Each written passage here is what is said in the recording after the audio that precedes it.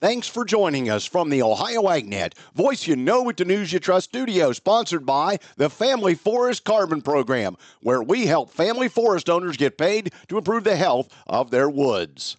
Well, tomorrow's World Ag Supply and Demand Report, they'll probably revisit the U.S. balance sheets. Most of the focus this time around will return to old crop supply and demand. It is unlikely USDA will alter the 25-26 balance sheet drastically, preferring instead to wait for the findings of the June 30th acreage report to guide subsequent revisions. For 24-25 corn usage, the change most are expecting is an increase in USDA's export forecast. As of the end of May, corn exports are 27% above this time a year ago, which would mathematically suggest a large revision higher is in order. But it is important to remember that seasonally, corn sales usually begin to lose the competitive edge to Brazil, while shipments also tend to decline weekly through late summer.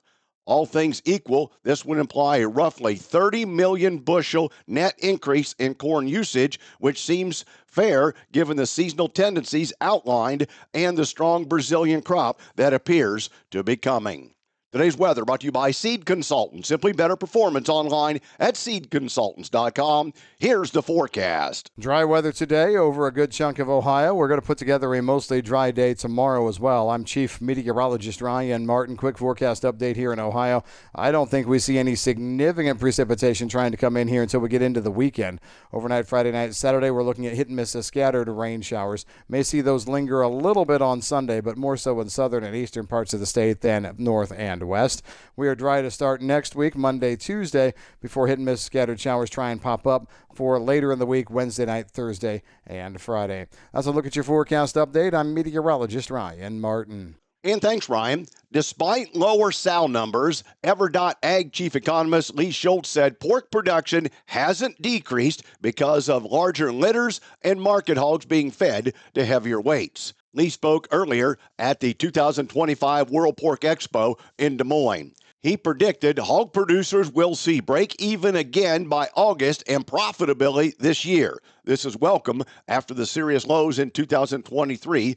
Schultz said 2024 was one of the better years for pork producers, but that doesn't tell the whole story since they were still recovering from the lows of the year before. He said 100 federally inspected packing plants were added, killing under 1,000 head per year. However, while there were more plants, the actual overall capacity hasn't changed, with some larger plants closing their doors. We are certainly in a healthier spot today than the last couple of years, he said. Consumer demand continues to be in a good spot historically, even though it is below levels from the past 4 years. Pork exports are forecasted to be down 0.8% for 2025, but Schultz said that compares to a record high of 3.03 million metric tons of pork in 2024. The forecast is also for a 1.2% increase in 2026. Think biodiesel is just another fuel? Think again. Biodiesel is Ohio innovation on the move. Clean, green, and built to keep diesel engines running strong. It's an engine booster, a soybean supporter, and an environmental champion all in one.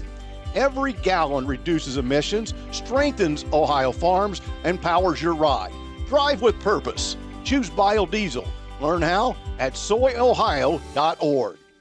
Time now for the Midday Market Analysis, provided by Leist Mercantile and sponsored by Brandt, helping growers take control for over 70 years. This is Ryan Metzger with Leist Mercantile, providing you with your June WASDE report preview.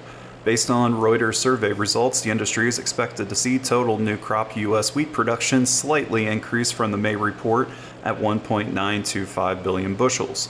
From the current crop, 24-25, the members surveyed are expecting to see a reduction of the corn carryout to 1.392 billion bushels, a slight increase on the soybean carryout to 351 million bushels, and a slight increase on the wheat carryout at 842 million bushels.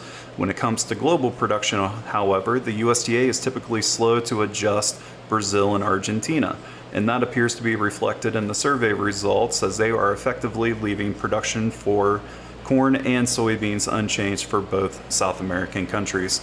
Please visit our website, lightsmercantile.com, to learn more about our grain marketing program and crop insurance services. And thanks, Ryan. Today's market's brought to you by Seed Consultants. Simply better performance online at seedconsultants.com. July corn trading up 3 cents at $4.41 3/4. December up a penny at $4.41. The July beans are down 2.5 at $10.55 1/4 cent, while November's a penny lower at $10.30 1/4 cent.